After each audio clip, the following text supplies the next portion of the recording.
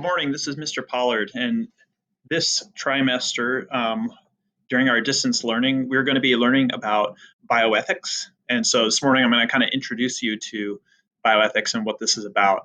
So the first thing is to kind of talk about addressing the why of bioethics. So as we go along, one thing that we know is that some of the decisions that you or people in your family or our leaders make have consequences, has the capacity for affecting you. And as a sort of simple shared human goal, I think it's fair to say that what we would want for people is for people to have less suffering. So humans can suffer different amounts and for different lengths of time, and we would want to have less of that. And humans can flourish and their welfare can be raised up, and we would want to have more of that for a longer amount of time. And some of our decisions and actions can affect those things. It can reduce suffering or increase it. It can increase flourishing or reduce it. And so some decisions and actions are better than others at having more flourishing and less suffering. What bioethics is a system for looking at questions and decisions that have to be made, that have consequences, and figuring out by looking at our values and science what the better decisions are for making sure that there's less suffering and that there's more flourishing. So some decisions we can end up and have more flourishing with people and good times, but those same decisions sometimes can have other consequences that can impact us and the people around us in negative ways.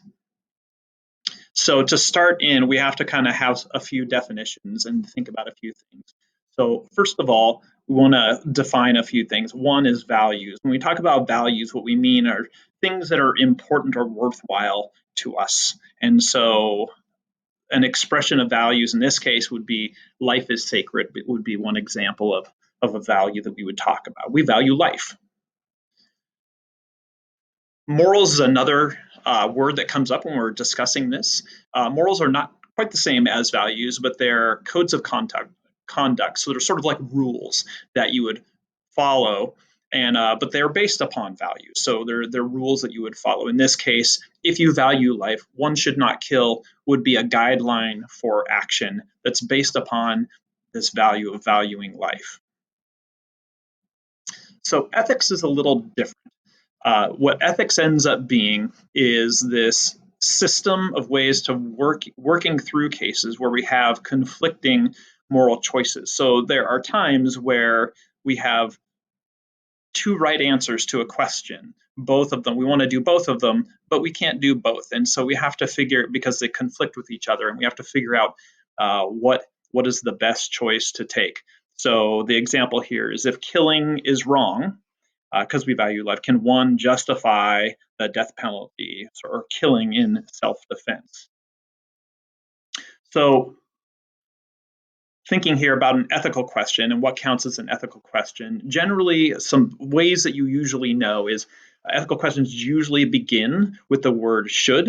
They often involve consideration of conflicting moral choices. So where there's multiple choices and we're trying to figure out which one is the correct one to make. They arise because our behavior is capable of affecting the welfare of others. Again, some of our decisions are consequential. They affect flourishing, they affect suffering. And these things pop up when values of a person or a group conflict with each other. And so if there's no conflict there, then it usually is not an ethical question. So in hospitals and research facilities, medical institutions, these places have to make all sorts of ethical decisions. And what they employ is a system of ethical reasoning called principle-based ethics. And since this is a biology class, this is what I'll be teaching you and we'll be using as we go forward. There are all sorts of things, questions that they have to evaluate and decide. And so they use this principle-based ethics. A principle-based ethics